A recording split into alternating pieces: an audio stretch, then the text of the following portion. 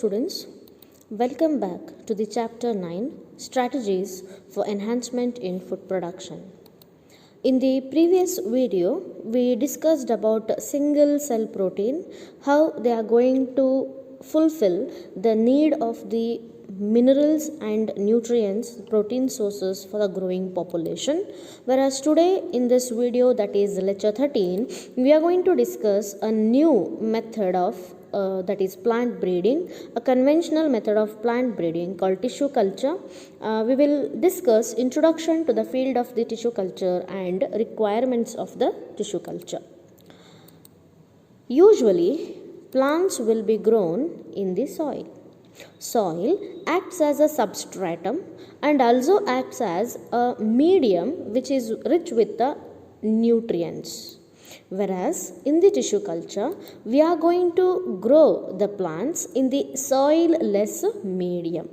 Since a substratum will be not there, we are going to prepare a solid region, what you can see here, which is called nutrient medium. Plant tissue culture is defined as a culturing or growing of isolated protoplasts or cells or tissues or organs on a nutrient medium under aseptic condition to develop complete plants or plant parts, and we can even do genetical manipulation. One of the advantage of this plant tissue culture is by using a part of the plant body, we can produce thousands of plants. So here in the tissue culture, a single plant cell will be enough, and that is subjected for multiplication, that is growth, where we are going to get a new plant by those cells. And this capacity wherein a single cell will have a production of a new plant, that capacity is called as cellular totipotency. There was a scientist by name Herbert Land who first explained about cellular totipotency. So what is totipotency?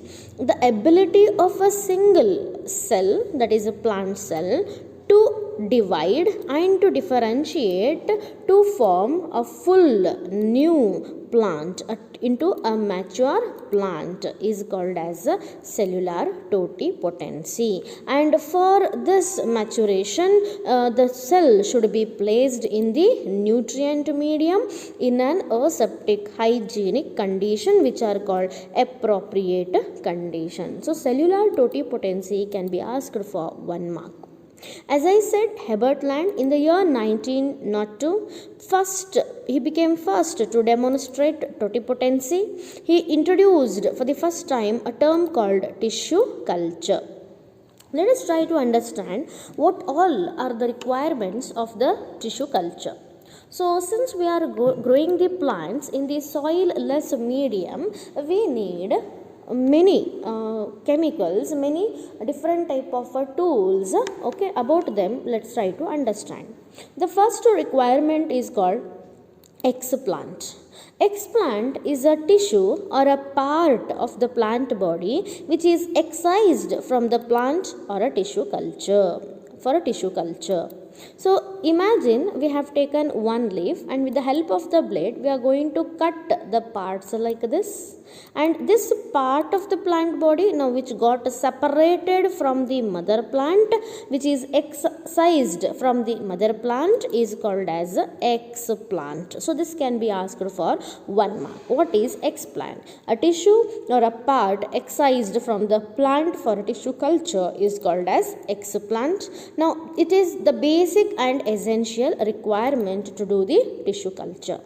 The explant can be obtained from different plant materials. Like we can obtain the explant from the root, we can take the explant from the stem, we can even take the explant from the tubers like potato, shoot apical meristem. A small part of the plant body is enough to develop thousands of plants. The second most important requirement is called a culture medium. Since we are growing the plants in the soil-less So we need a soil equal to soil, a substratum, and that is called as culture medium. Now this culture medium can also be called as a nutrient medium, as it will be a rich source of minerals and nutrients. It contains sources like carbon such as sucrose, inorganic salts, vitamins, amino acids, growth regulators like auxin and cytokinin. So here on which the plants are growing, which you are able to see here, the down region is called as a nutrient medium or a culture medium. So it can be in two phases, that is liquid or it can be a semi solid. Okay, so one we understood a liquid, and this is gel like, that is a solid medium. So how we are going to make use of this thing, that we are going to understand what do this media contain. So what is the composition of this nutrient medium? This can be asked for 2 marks. Composition of these mediums are organic nutrients will be there, like sucrose, as I said. It contains vitamins, it contains plant growth regulators, the hormones like auxin and cytokinin, and also contains inorganic nutrients like NaCl, that is salt, ammonium chloride, etc.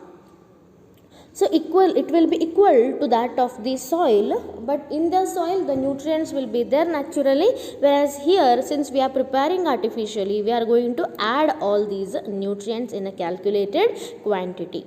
Why is this medium solid? That is the question. How come it has become solid? Because we have added into this a queen of gelling agent called agar.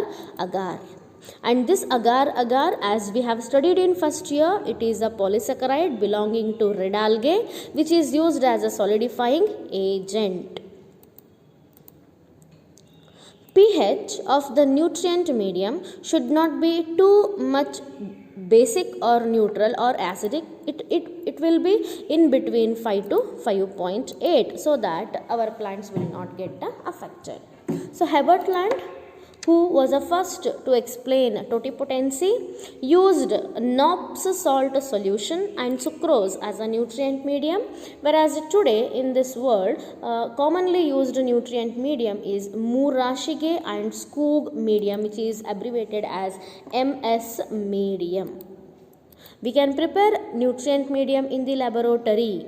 Okay, so in the laboratory aseptic conditions must be maintained, as we are going to grow the plants in the soilless culture, and there may be that is chances of plants getting infected. So aseptic condition should be maintained in the laboratory. The fourth important requirement is a facility to control different factors. There should be facility of like the incubators where we can control, and the temperature must be controlled there, and UV chambers we require to make our laboratory disinfectant, that is microbe clear, and there should be fluorescent tubes must be present, which will act as alternate source for photosynthesis. And then humidity should be maintained, that is temperature should be maintained. It should not be too much low or it should not be too much high, and for that we should have certain measures to maintain humidity.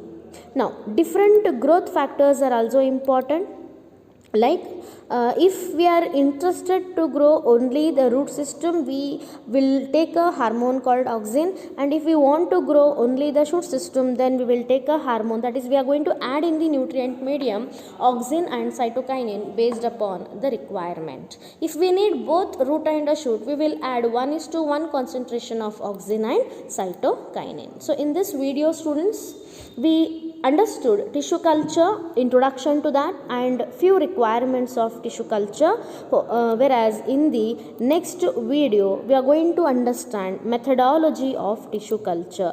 Hope you understood the content of this video, students. Thank you.